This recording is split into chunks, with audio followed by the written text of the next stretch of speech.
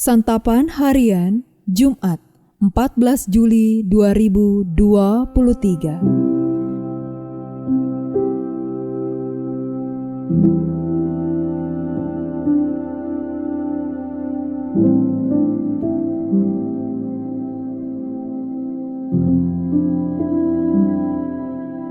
Inilah program Santapan Harian, sebuah program yang mengajak Anda menelusuri isi Alkitab, agar Anda menemukan makna firman Tuhan sesuai dengan konteksnya.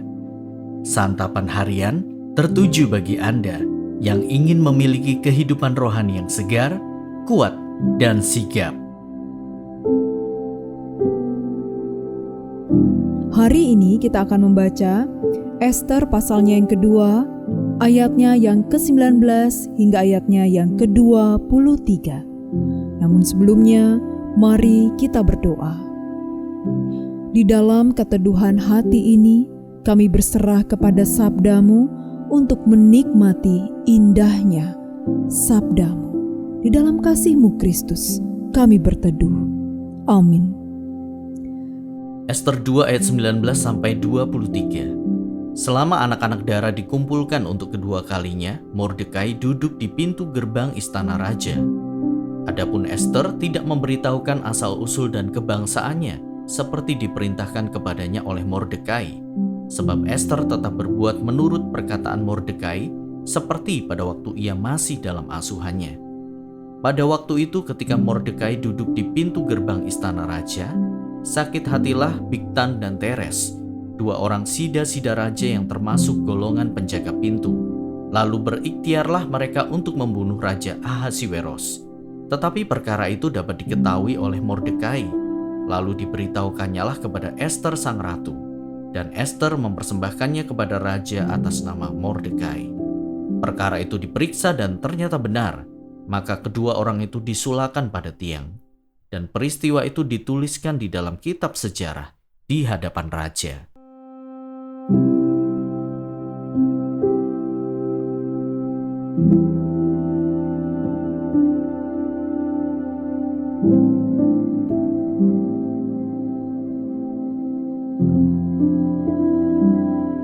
Sahabat Santapan Harian, pada bagian akhir pasal kedua ini, Mordekai digambarkan sebagai seorang yang penuh rahasia.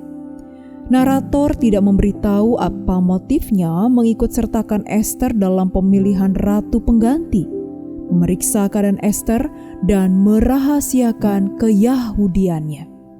Bahkan ketika ia bertugas di pintu gerbang istana raja dan mengetahui rencana pembunuhan terhadap raja, serta menyampaikannya kepada Ester, tidak ada penjelasan narator mengapa ia melakukannya.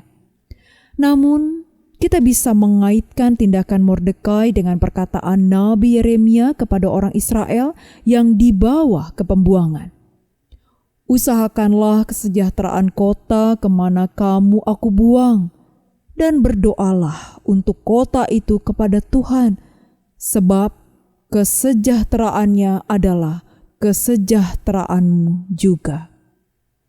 Terbukti, Mordekai berkontribusi dalam mendatangkan kebaikan bagi kerajaan Persia.